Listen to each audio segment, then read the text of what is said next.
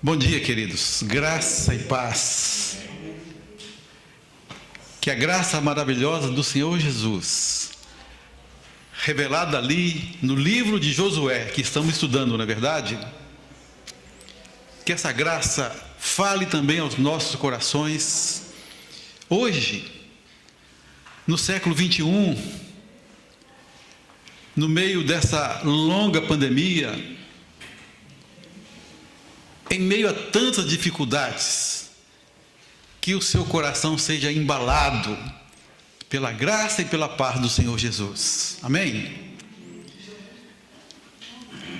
Não seria necessário usar aqui o microfone, mas estamos gravando. Então é por essa razão que nós precisamos dele, não é?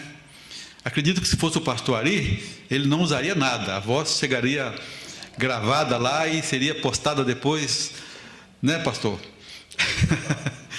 Mas Deus é bom. Nós estamos dando continuidade hoje ao nosso capítulo 2. E já teve gente perguntando, pastor, quando é que nós vamos sair do capítulo 2? Não é? Acho que hoje nós vamos navegar pelo capítulo 3 também. Mas alguns domingos atrás, não foi domingo passado, nós praticamente fechamos o capítulo 2, estudando ali a teologia de Raabe. Que coisa linda, não é verdade? A gente poder ver ali uma mulher chamada prostituta na Bíblia em várias ocasiões, e a tradução é essa mesmo, não é?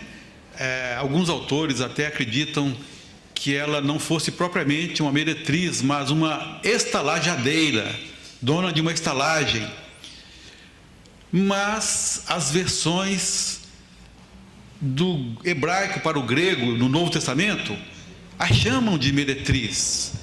Hebreus capítulo 11, não é? Pela fé, Raabe a meretriz. Pela fé.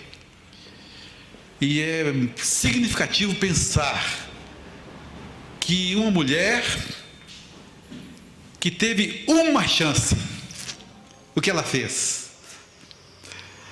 Agarrou-se a esta oportunidade, não é? Agarrou-se a esta chance, praticamente exigiu dos espias um juramento: jurai-me agora.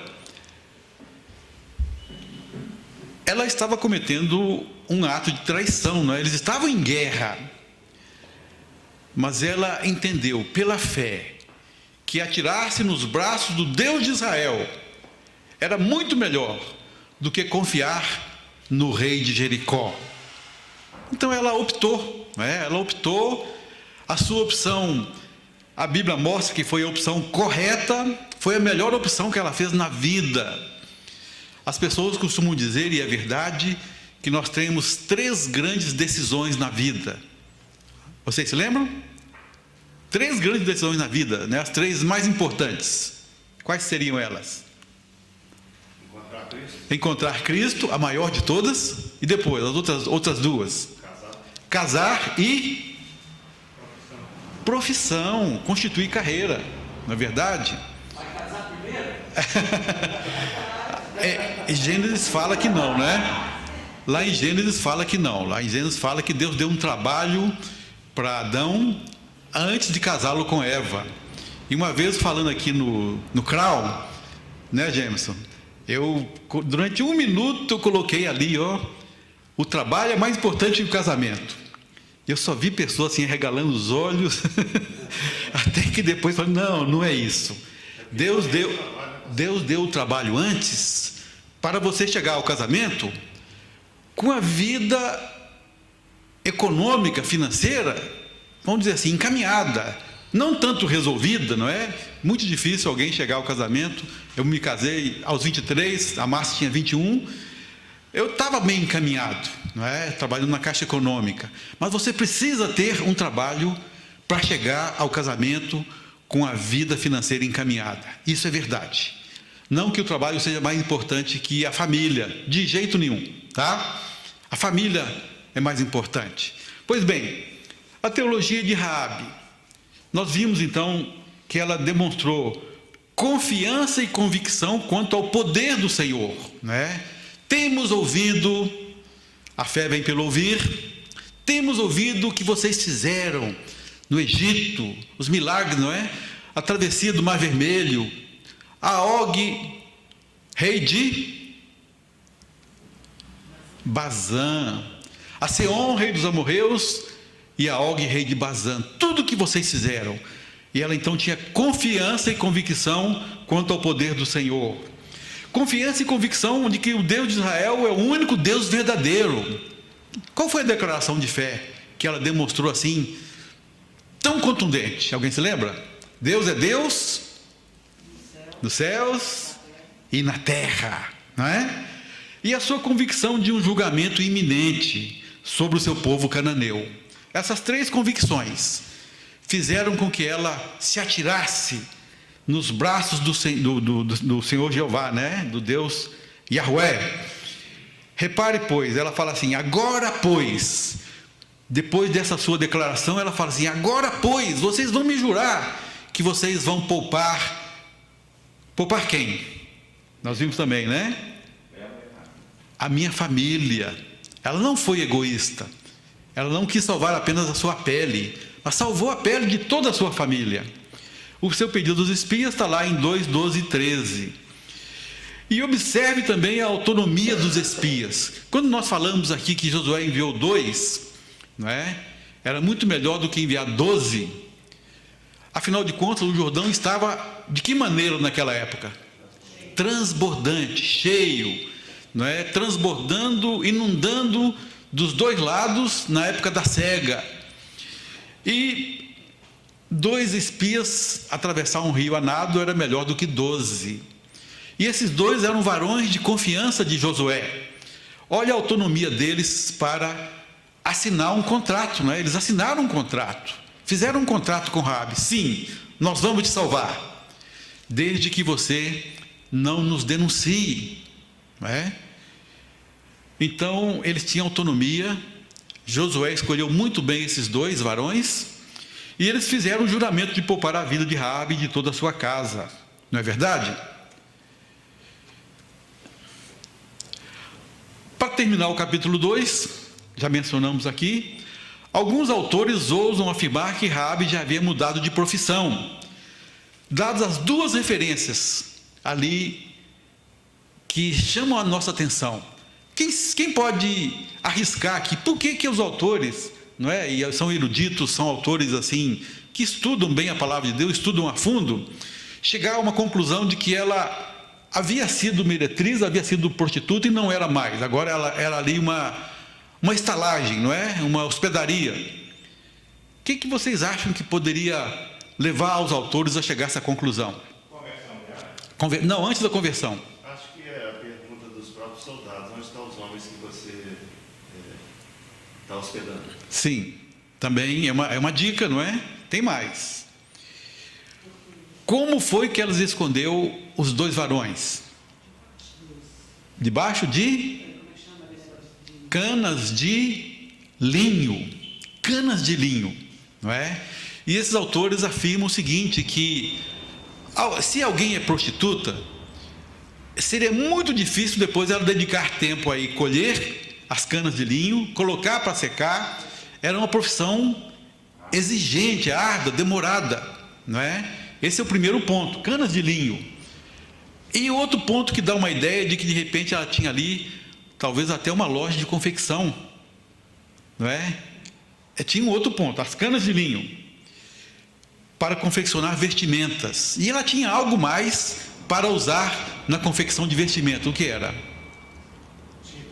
Tinta. Como é que ela conduzia essa tinta? Como é que eles conduziam tinta naquela época? Fio escarlate, não é?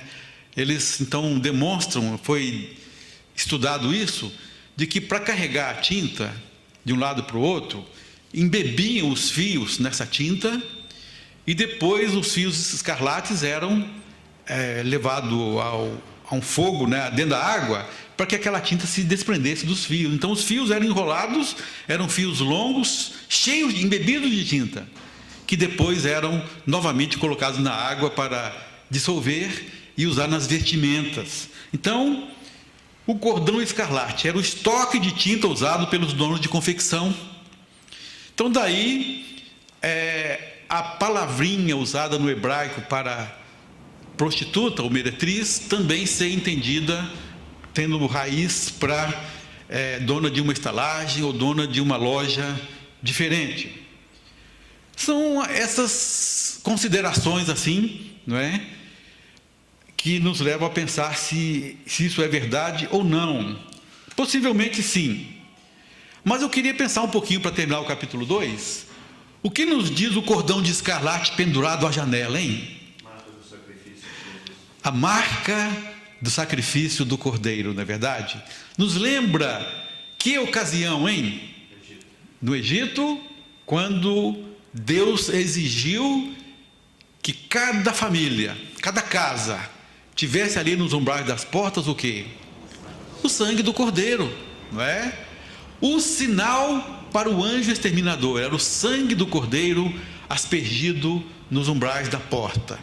E aqui o sinal para que o exército de Josué, quando invadisse a terra, poupasse a casa daquela mulher, um fio escarlate pendurado na janela. Já pensou nisso? O que foi que ela fez, hein? Quem pode ler o capítulo 2, verso 21? Os espias chegam a falar assim: desobrigados seremos do nosso juramento, se não encontrarmos, não é? Opa, desligou aqui. Caiu lá? Já ligou, está sem sinal, só. Ah, é porque aqui está voltando. Então caiu, deve ser o contato, hein? Tá, vou ter que abrir de novo aqui. Quem pode ler? 21. E ela disse: segundo as vossas palavras, assim seja.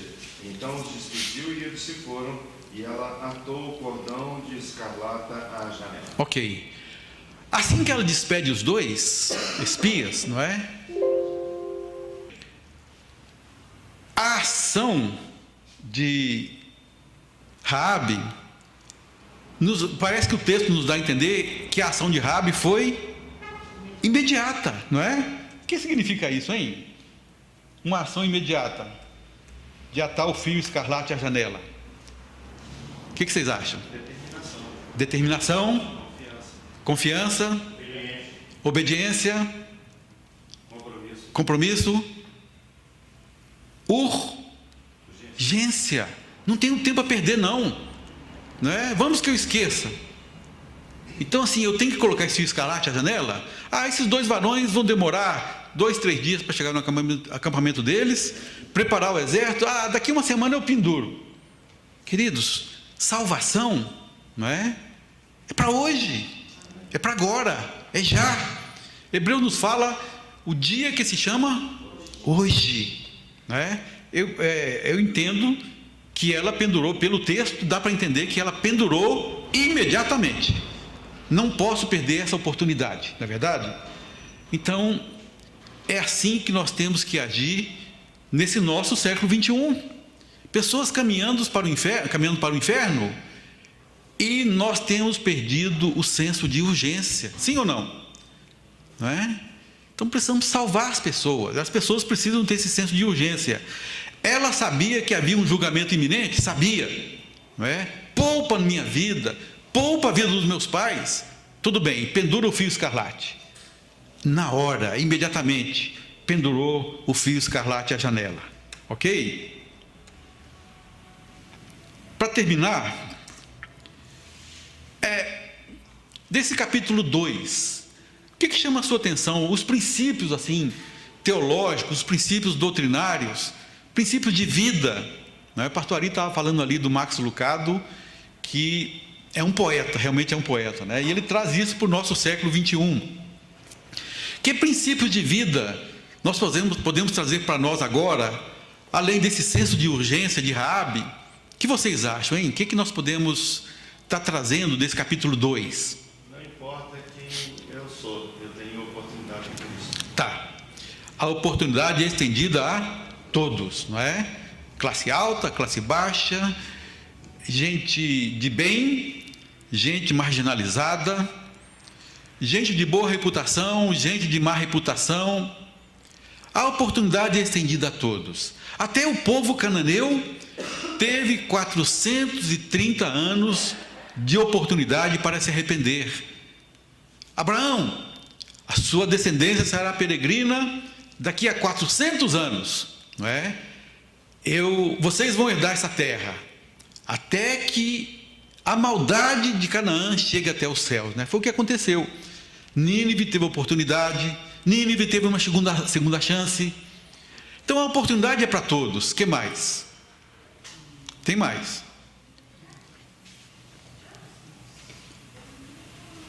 Todos precisamos de um único caminho, que é o sangue. Ah, tá. O novo e vivo caminho, né? Pelo sangue do Cordeiro, foi aberto. Está aberto esse caminho. E é o único caminho. Não há outra maneira. Não há outro modo. Atos capítulo 4, versículo 12, não é? Porque abaixo do céu, nenhum outro nome é dado entre os homens, pelo qual importa que sejamos salvos. É Jesus. É só através de Jesus. O que mais? Fidelidade, sim. A promessa que foi feita, toda ela é cumprida. É verdade. E nós vamos encontrar em Josué Deus cumprindo promessas, essa muito bem feita e uma outra aliança mal feita logo depois, mas Deus cumpriu. Deus honrou a palavra do seu servo. Deus honrou a aliança, né? Pois bem, eu pus aqui alguns. Olha lá. Deus conhece o coração das pessoas, conhece? E nos conduzirá a elas se estivermos disponíveis. Como que Deus, na sua providência, conduziu 2 espias até a casa de Raabe? Deus já estava contemplando, não é? O coração daquela mulher. Imaginem se os 2 espias não vão lá. Raabe seria salva? Pegadinha. Pegadinha. Possivelmente teria a morte física, mas quem sabe no coração teria a salvação eterna, não é? O senhor falou que Deus dá oportunidades? Sim. Então, ela teria outra oportunidade. Outra oportunidade? Todos têm. Paulo é claro em dizer isso em Romanos, Sim, né? sim. Então, ninguém vai poder fazer, eu não tive essa oportunidade. Né? Romanos 1 e 2 mostra isso, né? Para que todos sejam declarados pecadores diante de Deus, culpados diante de Deus, e podem ser salvos. Mas sabe, queridos, Deus na sua presciência, Deus na sua providência, encaminha as pessoas certas para aquelas pessoas que serão salvas. Um outro exemplo do Novo Testamento de que Deus encaminhou pessoas para alguém para que ele demonstrasse fé. Filipe, eunuco, né? O eunuco já era um estudioso, já tinha sede. Bastou Filipe lá, né? O eunuco já cria no único. Desde que aconteceu que as nações criam em panteão de Deus, ele já cria no Deus único. Malaquias fala isso, né? Em todas as nações eu recebo incenso. Nós temos que alargar o nosso horizonte, não é? O nosso coração às vezes julga as pessoas, mas Deus está olhando a fé e graça, né? Amém? Mas Deus conduz. Quem mais foi conduzido lá no livro de Atos? O carcereiro. Quem mais? Que Deus... Pedro indo à casa de Cornélio. Pedro indo à casa de Cornélio. Queridos, Deus vai... Se você está com o coração disponível, Deus vai mandar você encontrar fulano ou fulana, tá? Eu me lembro, eu não sei se foi Spurgeon, ou Moody, ou George Miller, um dos 3, século XIX, um dos 3 colocou no coração o desejo: Senhor, permita que eu salve, que eu leve alguém a Cristo, pelo menos uma pessoa por dia. Senhor, que uma pessoa por dia eu consiga alcançar para Cristo. E Deus ia conduzindo, não é? Pregava às vezes para multidões, várias pessoas aceitavam. Às vezes, a pregação... Aliás, todo evangelismo é individual, tá, gente? Todo evangelismo é individual. Mesmo quando pregamos para muitas pessoas, as pessoas decidem no seu coração individualmente, não é? Até que um belo dia, acordou, caminhou, almoçou, café da tarde, não sei se eles tinham café da tarde naquela época, não é? Chegou 22 horas e ele não tinha alcançado alguém para Cristo naquele dia. Coração assim, dolorido, orando, até que Deus falou ao seu coração: vai para a esquina tal.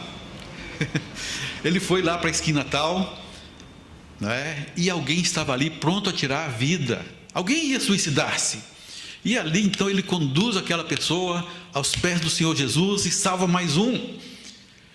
Deus conhece o coração das pessoas e nos conduzirá a elas se estivermos disponíveis. Creia nisso, peça isso a Deus. Deus vai te usar. Os espias foram ao local certo, não é? Não há história, não há registro de que eles tivessem ido em outra casa, não. Quando Josué mandou eles espiarem a terra, qual foi a ordem de Josué? Quem se lembra? Observem a terra e as suas fortalezas, fragilidades. Na verdade, assim, observem a terra e Jericó. Está assim, curto e grosso, não é? Vocês vão espiar a terra e Jericó. Eles espiaram a terra e em Jericó entraram apenas na casa de Raabe. Esse é o registro bíblico. Entraram, conversaram, não é? Essa conversa trouxe convicção ao coração deles. Quando eles chegaram a Josué, o que foi que eles relataram? Quem se lembra? O último versículo do capítulo 2. Quem pode ler? O último versículo do capítulo 2, não é? E disseram a Josué: certamente o Senhor tem dado toda esta terra nas nossas mãos, pois até todos os moradores estão atemorizados diante de nós. Olha só, pelo testemunho de uma mulher, eles chegaram diante de Josué: Josué, essa terra é nossa, Deus nos deu essa terra. Que confiança, não é verdade? Porque viram o testemunho de fé da mulher chamada Raabe. Então Deus encaminha as pessoas certas para falar ao coração de pessoas que irão aceitar o Senhor Jesus. Creia nisso, trabalhe por isso, mova-se, não é? Foi o título da nossa reflexão de domingo passado. Josué é o mova-se. Eu vos dou essa terra, levanta agora e toma posse. Estou dando essa terra a vocês, vocês vão passar armados. 6 vezes eu estou dando a terra a vocês, mas Deus exigiu: tomem posse, batalhem, derrubem gigantes, e vocês vão herdar essa terra. Amém? Eu coloquei 2 Pedro 3,9, não me lembro, alguém que pode ler para nós? 2 Pedro 3,9. O Senhor não retarda a sua promessa, ainda que alguns julguem demorar. Pelo contrário, Ele é paciente com vocês, não querendo que ninguém pereça, mas que todos cheguem ao arrependimento. Amém. Deus não quer que ninguém se perca. Ele conta conosco, tá certo? Segundo, a nossa fé deve levar a ação e ministério em favor de outros. Raabe dispôs-se a ajudar tanto os espias quanto a sua própria família. Mais uma vez, Raabe intercedeu pelos seus familiares, todos, não é? Lembra de João 1, 35 a 51? Jesus primeiro se revela a André, não é? André? Acho que é isso mesmo. Aí André encontra o seu irmão, depois encontra outro. Eles vão espalhando a notícia. Precisamos estar dispostos a isso, não é? A minha fé não é apenas para mim. A minha fé não é apenas para eu ser salvo. A minha fé tem que ser compartilhada e repartida primeiro para a família e também para outras pessoas que precisam de nós. João 4, 28 e 29. Uma mulher também possivelmente de má fama. Já era o 6º homem dela, não é verdade? 5 maridos tiveste, e o que agora tens não é seu marido. 6. 6º casamento, e o último casamento era apenas união estável, né? ou nem isso ainda.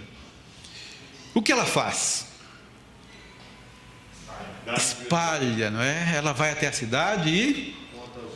olha, achei um profeta, falou tudo, sabe tudo da minha vida, será ele o Messias? Aquela cidade vem, ouve o Senhor Jesus, Senhor, fica conosco. Jesus ficou com eles quantos dias? 2 dias, na verdade, e 2 dias preciosos. Olha como uma cidade soube aproveitar a oportunidade. O judeu não passava pela Samaria, Jesus passou. E naquela oportunidade, aquela cidade, não é? Oh, mulher, já agora não é pelo que você falou, nós mesmos, não é? Nosso coração ardeu ouvindo esse homem falar. Muito bem. Raabe aproveitou a sua oportunidade. O cego Bartimeu aproveitou a sua oportunidade. Última vez de Jesus passando em Jericó, não é? E a nossa oportunidade com os nossos familiares, com nossos vizinhos? Nossa fé deve levar à ação e ministério em favor de outros. E o fio escarlate, a misericórdia e a graça de Deus ultrapassam a sua ira através da cruz do Calvário. É o Deus de graça, é o Deus de misericórdia. Naum fala isso, Naum profetizando a destruição de Nínive, né? Aquela cidade que aproveitou 130 anos antes, aproveitou a chance através de Jonas, agora vai ser justiçada, Nínive. Mas Naum chega a falar assim: Senhor, na tua ira, lembra-te da misericórdia. Foi o que aconteceu, né? O fio escarlate, a misericórdia de Deus colocada ali em Jericó. Deuteronômio 7, de 1 a 3, vai contar como que Deus agiu por amor, por graça, não é? Não, vocês não eram o maior povo, Israel, mas Deus amou vocês, né? Deus foi gracioso, Deus é gracioso com vocês, Deus veio salvá-los. A misericórdia e a graça de Deus em nosso favor. E aí, abrimos o capítulo 3, tá? Olha lá o verso 1. Eu pediria a alguém, quando estiver faltando 5 minutinhos, me avisar. Quando chegar aí 10h35, tá? Quem pode ler bem alto para nós, Josué capítulo 3, verso 1. A passagem do Jordão. Vamos lá? No dia seguinte, logo cedo, Josué e todos os israelitas partiram de Sitim e chegaram às margens do Jordão, onde acamparam antes de atravessar o rio. No dia seguinte, logo cedo, a minha versão fala assim: de manhã bem cedo, Josué e todos os israelitas partiram de Sitim e foram para o Jordão, onde acamparam antes de atravessar o rio. Quem tem outra versão? De madrugada. De madrugada. Oh, que bênção! De madrugada. É. Tem até umas músicas aí Madrugada, a fila é bem menor. teologicamente incorretas, né? Que a gente canta assim, sabendo que está incorreto, mas de madrugada, irmão, de madrugada a fila é menor. Para Deus não tem fila, né, gente? Deus é capaz de atender 7,5 bilhões de pessoas que clamarem ao mesmo tempo. Ou ele não seria Deus, não é verdade? De manhã bem cedo, logo de madrugada, no dia seguinte, bem cedo, não é? Pois bem, vamos pensar um pouquinho nisso? Olha aqui, eu trouxe um mapa aí de Sitim. Conseguem ver Sitim? O Rio Jordão está vindo lá de norte para sul, né? Está vendo aí? Não sei se vai conseguir. Vocês estão conseguindo enxergar Sitim aí no mapa? Bem na curva, Tá. na laranjada. Dali até o Jordão são mais ou menos 25 quilômetros, tá, gente? Eles estavam acampados em Sitim. Que cidade é essa, hein? Alguém se lembra dessa cidade? Algum fato ocorrido ali? Números vai mostrar para nós. Opa, bem-vindo. Chegando mais um professor aqui para nós. Alguém se lembra do que aconteceu ali em Sitim, tempos atrás, durante as peregrinações? Sitim está mais ou menos 25, 30 quilômetros até o Rio Jordão. E eles então, no dia seguinte, a notícia dos espias. No dia seguinte, não temos tempo a perder. Saíram dali e caminharam em direção ao Rio Jordão. Vamos lá? Então vamos por etapa, não é? Eles estavam em Sitim. Que cidade era essa? Número 33, 49. Diz assim: nas campinas de Moabe, eles acamparam junto ao Jordão, desde Bet-Jesimote até Abel-Sitim. Querido, você começa a ler a palavra de Deus, Deus vai trazendo lições assim aos borbotões, não é? Eu fui ler Números 33. Abel-Sitim tem a ver com acácias, não é? Prado das acácias, a tradução. Foi o último acampamento de Israel, o 42º acampamento ali de Números, não é? Antes deles se moverem para tomar posse da terra. Aí fui lendo os acampamentos anteriores. Nesses 42 acampamentos, teve uma ocasião que o rei de Arad, no Neguev, o rei de Arad sai para lutar contra Israel. Interessante, não é?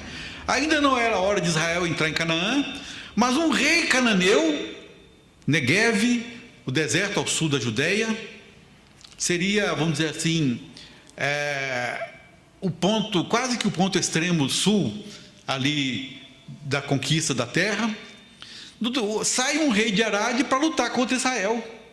Ou seja, a ação de peregrinação de Israel do Egito até Canaã já estava incomodando os inimigos que resolveram se antecipar para guerrear contra Israel.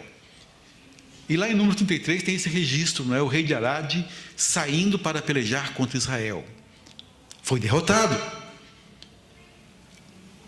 É uma das certezas que Deus pode colocar no nosso coração. Se você está obedecendo a Deus, andando nos seus caminhos, os inimigos serão derrotados, tá? Pois bem, acamparam em Abel-Sitim. Alguém se lembra do que aconteceu? Era o último acampamento de Israel antes de atravessar o Jordão. O que aconteceu neste acampamento durante a peregrinação do povo de Israel? Eles foram circuncidados? Não, ainda não. Foram circuncidados depois que entraram, né? Josué vai registrar no deserto não havia circuncisão. Era um local perigoso, não é? Para a saúde. Fazer circuncisão no deserto era extremamente arriscado, por causa do calor, por causa da sequidão. Então deixaram para fazer a circuncisão depois que entraram em Canaã, tá certo? Em Gilgal. Números 25, alguém pode ler? Habitando Israel em Sitim, começou o povo a prostituir-se com as filhas dos moabitas. Olha só, olha, queridos, habitando Israel em Sitim. Era um acampamento assim, de certo modo, demorado. Eles estavam demorando ali. Como foi que eles começaram a se prostituir? Com as filhas dos moabitas. O que aconteceu antes dessa prostituição? Alguém se lembra? Bala? Isso. Não tem jeito, agora eu vou te dar uma dica. A dica foi... Isso, exatamente, não é? Balaão havia sido comprado pelo rei de Moabe para amaldiçoar Israel. E aí nós vemos toda aquela coisa linda, né, de Deus falando, Deus usando o Balaão para abençoar ao invés de amaldiçoar. Não tem jeito. Contra Israel não vai valer encantamento, não tem jeito. Então Balaão e o rei de Moabe falou: estou te pagando para você amaldiçoar, você vem e abençoa. Aí Balaão falou: não, o que Deus colocou na minha boca eu vou falar, né? Deus já havia disciplinado Balaão com uma mula. Deus usou os lábios de uma mula para falar com Balaão. Ele poderia usar Balaão para abençoar, e Balaão abençoou. Aí vem aquilo que o Roberto falou. Balaão vai lá no ouvido do rei e sopra: olha, deixa as suas filhas se casarem com os israelitas. Mais uma vez a intenção do diabo, não é, de contaminar a linhagem do descendente da mulher. Vimos isso quando as parteiras em Êxodo capítulo 2, né, foram usadas por Deus para não permitir que os descendentes morressem. Porque a intenção, não do faraó, mas quem estava por trás do faraó, né? Quem é que estava lá por trás do faraó? O próprio. Não é isso? Estou me lembrando da ilustração que do fato que o pastor Ari contou há algum tempo atrás, da mulher que tinha um faraó no quarto, não é isso? Tira esse faraó daqui! Não é verdade? Quem estava por trás de faraó, ao matar os varões, queria fazer o que depois? Corromper, que as mulheres hebraicas se casassem com os egípcios. E assim acabava, vamos dizer assim, a promessa, não é, do descendente da mulher, da tribo de Judá, que esmagaria a cabeça da serpente.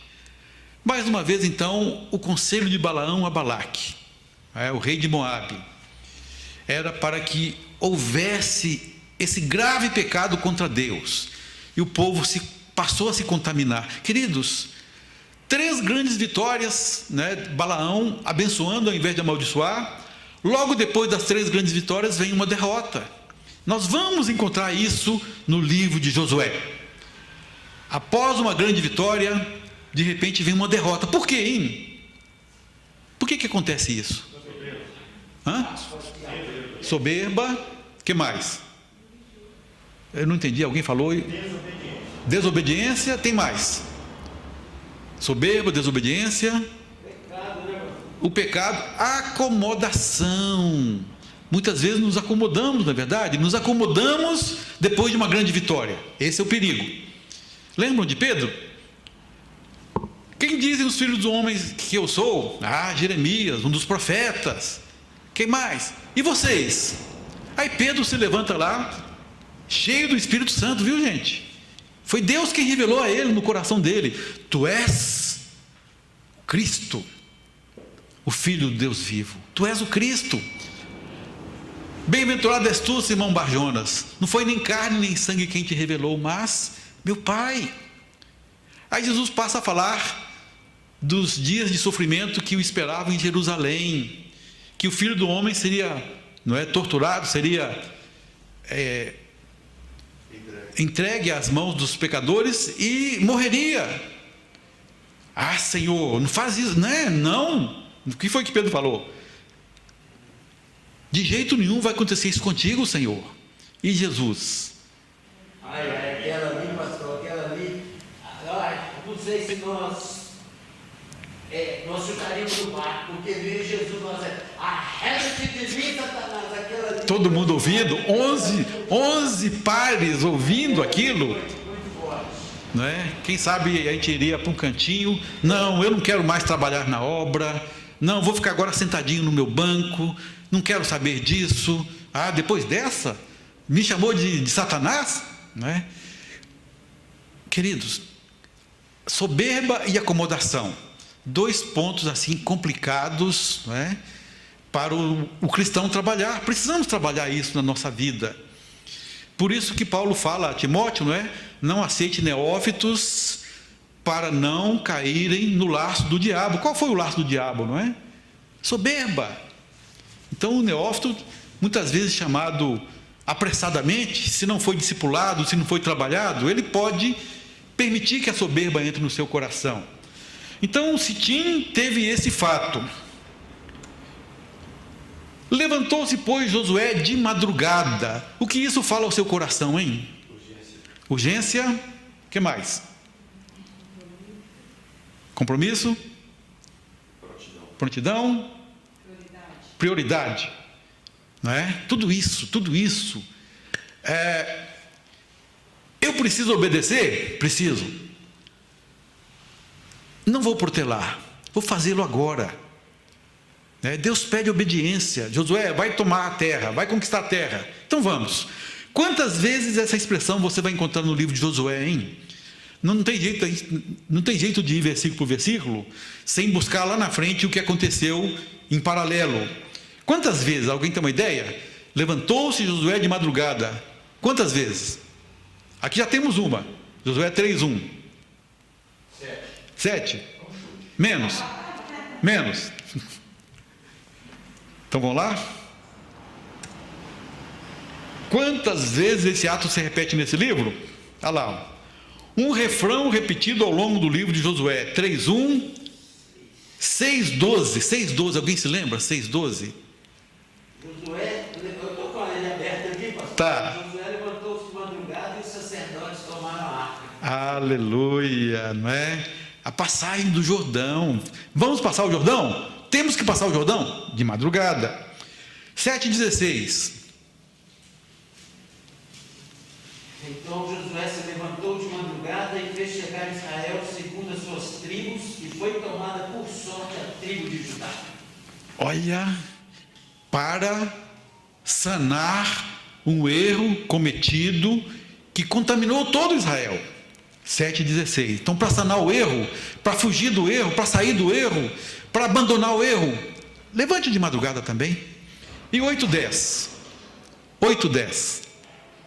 Pode ler? Pode ler. Levantando-se Josué de madrugada, passou o povo em revista.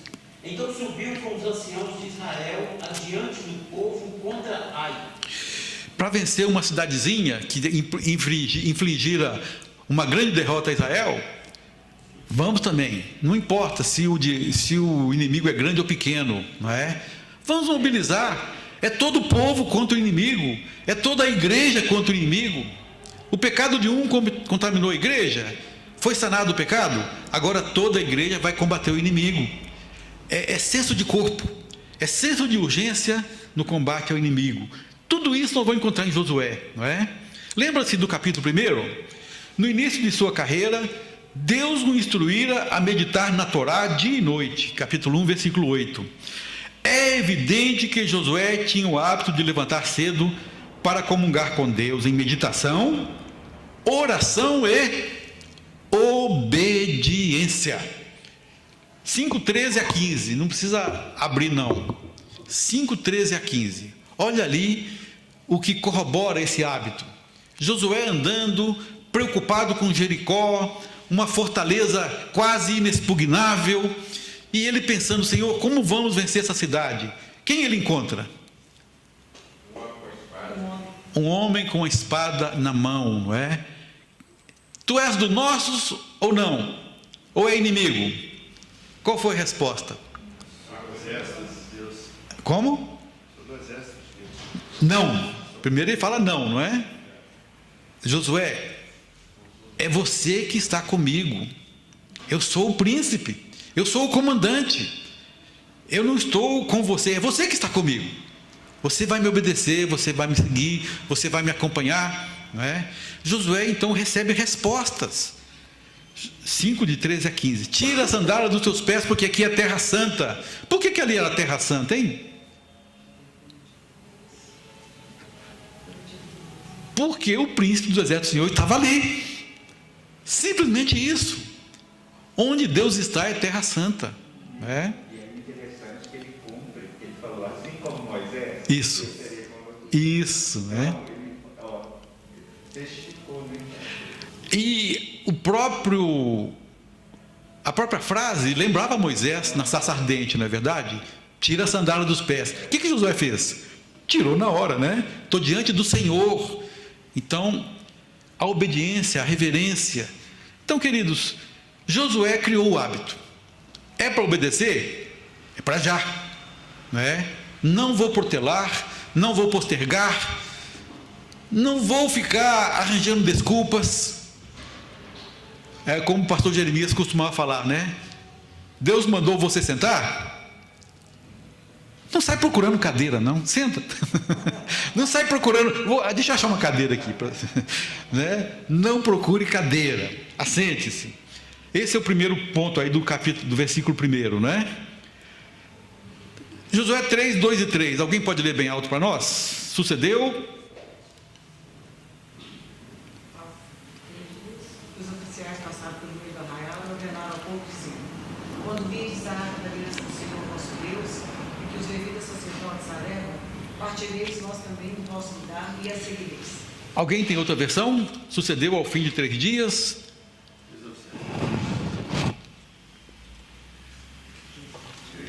Quem tem outra versão? Na minha versão, 3 dias depois, os oficiais percorreram o acampamento e deram a seguinte ordem ao povo: quando virem a arca da aliança do Senhor, seu Deus, sendo carregada pelos sacerdotes levitas, saiam de suas posições e sigam a arca. Amém. É basicamente a mesma versão, né? Só que aqui fala, os oficiais passaram pelo meio do arraial, aí fala, os oficiais percorreram, não é? Não tinha WhatsApp, não tinha e-mail, a maneira de comunicar era o chamado passar pregão, apregoar, né? Proclamar. Josué dava ordem Josué delega, possivelmente 12 oficiais, um de cada tribo, possivelmente, não é? E eles vão então passando por todo o arraial, falando, como Jonas fez com Nínive, ainda 40 dias e Nínive será destruída. Aqui os oficiais vão e dão uma ordem. Ninguém podia ficar sem ouvir a ordem. Quando virdes a arca da aliança do Senhor vosso Deus, e que os sacerdotes os levitas sacerdotes a levam, vocês vão sair da sua posição, partireis vós também do vosso lugar e a seguireis. O que nós tiramos daqui, né? Sucedeu ao fim de 3 dias. Imagine o povo saindo de Sitim, 20, 25 quilômetros de distância do Rio Jordão. O Rio Jordão, um rio transbordante, impetuoso. À medida que eles vão chegando perto do Rio Jordão,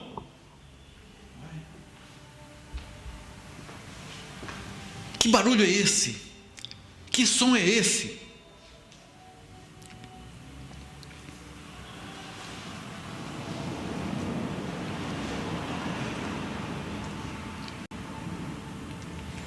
Três dias acampados diante do Rio Jordão. Mas de Sitim até o Rio Jordão, 20, 25 quilômetros, gastaria ali umas 4 horas, 5 talvez, com criança. Não é? E à medida que vão chegando, o burburinho, a turbulência, acampa-se de frente do Jordão, 3 dias parados ali. Eu fico perguntando assim, por que Deus permitiu que eles ficassem parados diante de um rio perigoso 3 dias? Eles vão dormir e aquele barulhão no ouvido, não é? Talvez algumas crianças ficassem com medo. Papai, mamãe, por que nós estamos aqui diante desse rio? Por quê, hein? Durante 3 dias a multidão parou diante daquele rio transbordante, porque o Jordão transbordava sobre todas as suas ribanceiras todos os dias da cega. Versículo 15. Busquei lá no capítulo 3, 15, para mostrar isso. O que vocês acham? Deus estava querendo infundir medo no povo? É isso? Ou Deus estava querendo levantar a fé? O que vocês acham? Só um milagre. Só um milagre, não é? Só um milagre. O que mais? Medo ou fé? O Jordão transbordante pode trazer no nosso coração medo ou fé no sobrenatural? Depende de quem? Depende de Deus ou depende de nós? Mas qual a intenção de Deus de permitir que eles acampassem 3 dias de fronte ao Jordão, no momento em que o Jordão transbordava? Por que Deus não escolheu aquele momento em que o Jordão era um fiozinho d'água fácil de passar, hein? Mostrar a dependência dele. Primeiro, mostrar a dependência, dependemos do sobrenatural de Deus. O que mais? Tem mais? Mostrar o poder e a glória de Deus. Os povos precisam ver a glória de Deus, não é? O coração dos inimigos já estavam desmaiados pelos que eles tinham ouvido. 2 vezes Raabe falou assim: ouvimos, temos ouvido o que vocês fizeram, o Mar Vermelho. Os povos estavam desmaiados por causa do que tinham ouvido. E agora? Iam ficar desmaiados pelo que eles iam ver. Não é verdade? Então havia intenção de Deus. Deus é um Deus de intenções. Além de que o que Deus estava para operar ia trazer uma glória tão grande ao nome de Deus. Então, queridos, é possível que você esteja falando assim: nossa, mas que pandemia longa é essa? Que Jordão transbordando nas suas ribanceiras, por que isso não acaba? Alguns vão ficar cheios de medo, mas outros podem sobrepujar o medo, erguer a sua mão e falar: Senhor, o Senhor continua no controle. 40 dias um gigante falando: dai-me um varão. E o que aconteceu com o coração do povo de Israel? 40 dias. E eles, não é? Agora eu acho interessante que Sim. como se Deus estivesse preparando, ele falou que tá. Vocês rodaram. Agora vocês vão ter que ter uma outra atitude, uma outra ferramenta para alcançar e para vencer. Amém. Eu entendo que é muito isso também. Amém. Crescimento. Não é verdade? Crescimento. Querido, você quer crescer espiritualmente? Quer crescer? Você está pedindo a Deus crescimento? Se prepare. Pode preparar o lombo. Deus vai mandar situações que vão exigir uma fé sobrenatural. Não vou dizer assim que a fé é um salto no escuro. Não, não é isso. A fé não é um salto no escuro. A nossa fé se baseia em fatos. A nossa fé se baseia em fatos. A nossa fé, além de ser experimental, ela se baseia em fatos. Aquele povo que tinha ouvido, não é? Possivelmente esse povo era criancinha quando passaram o Mar Vermelho, certo? Exceto Josué e Calebe, esse povo eram criancinha quando passaram o Mar Vermelho. Muitos deles não tiveram o impacto que outros tiveram.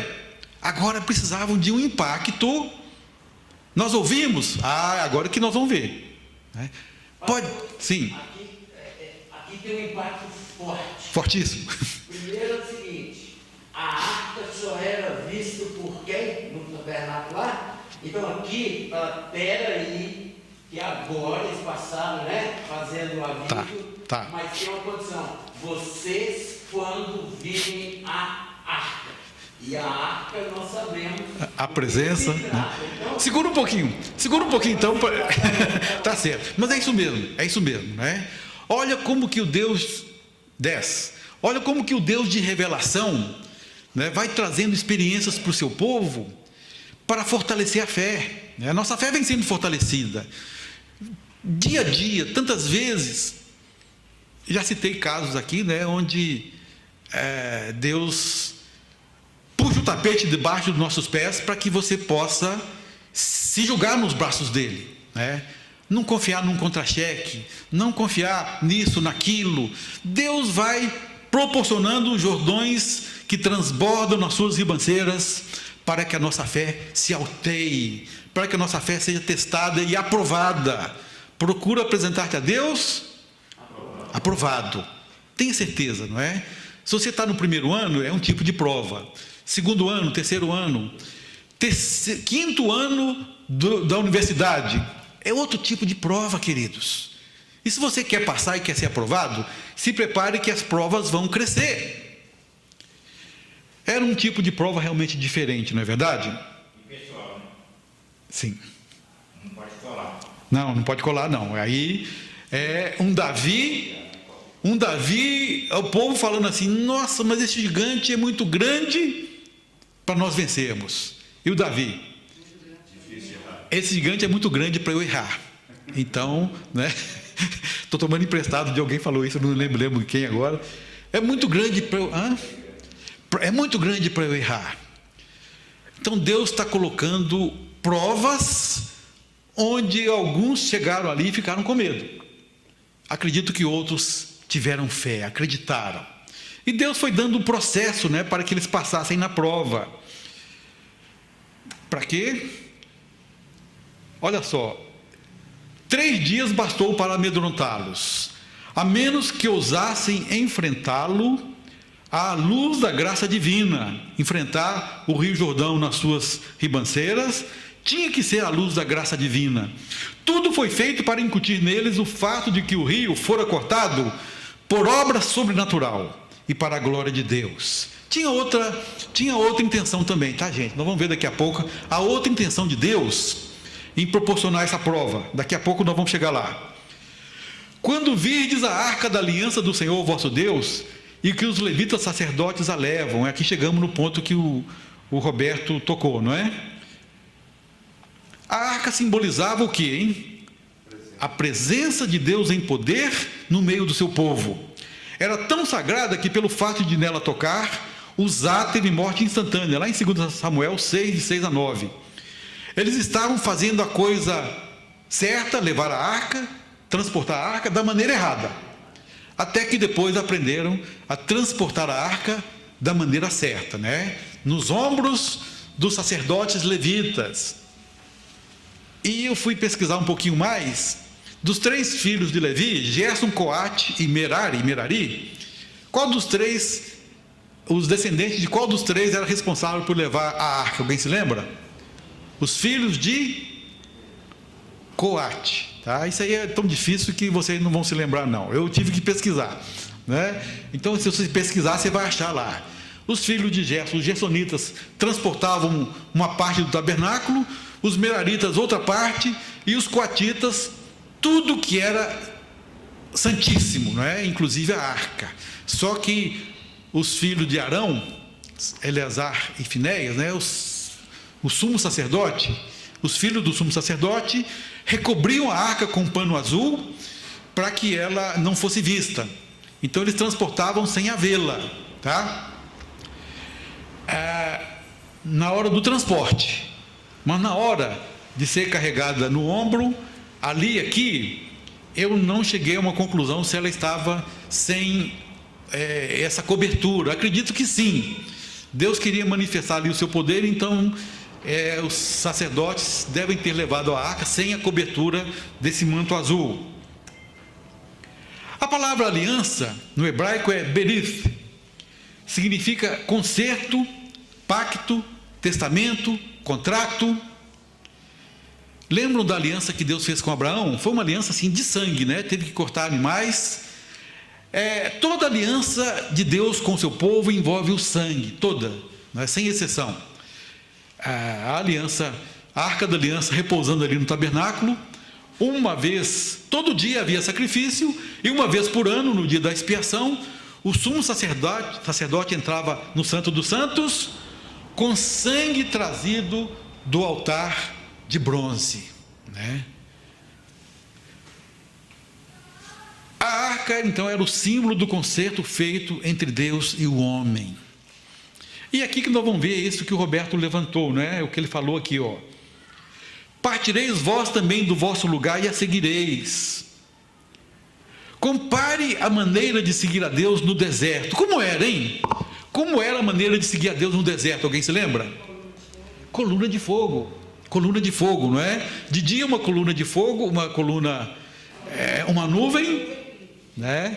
Olha a climatização que Deus trazia para o povo, né? Uma nuvem durante o dia, protegendo do calor absurdo do deserto. O deserto varia a temperatura de 40 a 50 graus durante o dia para algo semelhante, negativo, né? Não sei se seria tanto assim, mas baixas temperaturas durante a noite.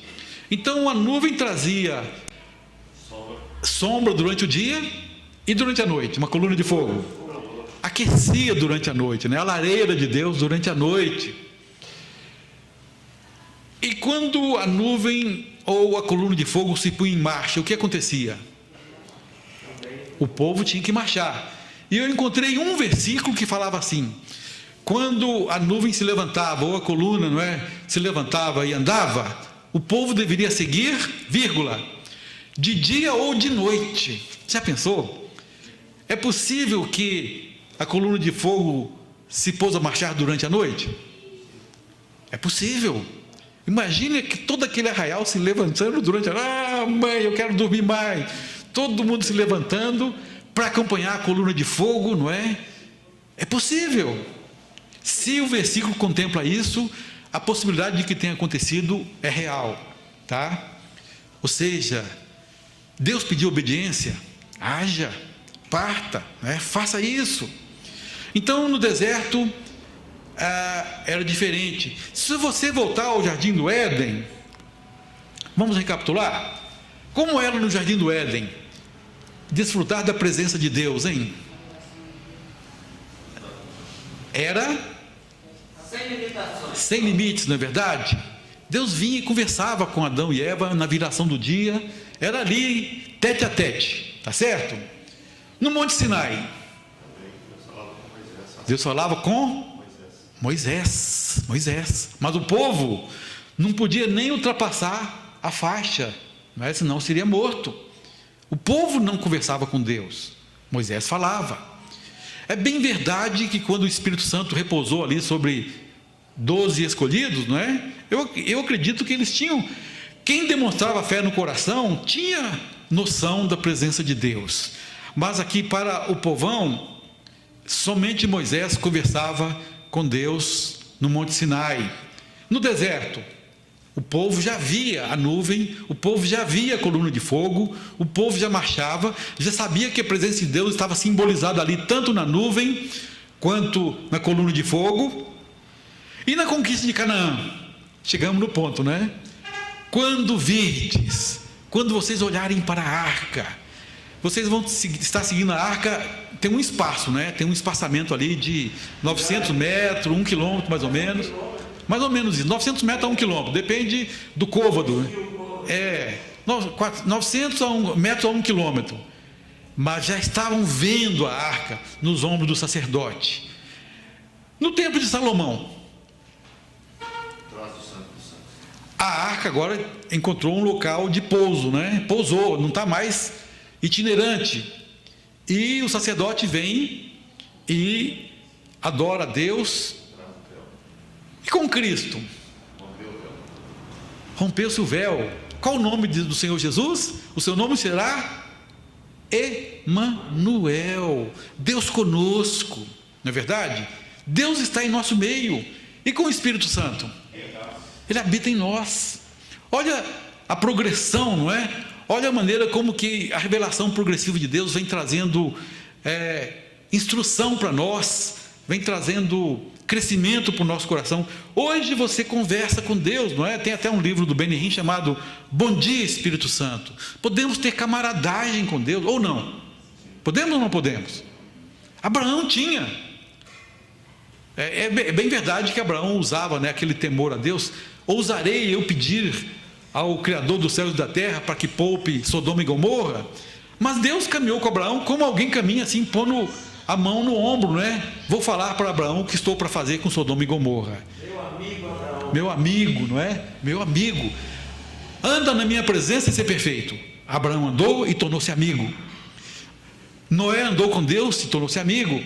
Enoque andou com Deus tanto que Deus o levou. Queridos, podemos desfrutar da camaradagem com Deus, dentro do temor, não é? E da reverência que devemos a Ele.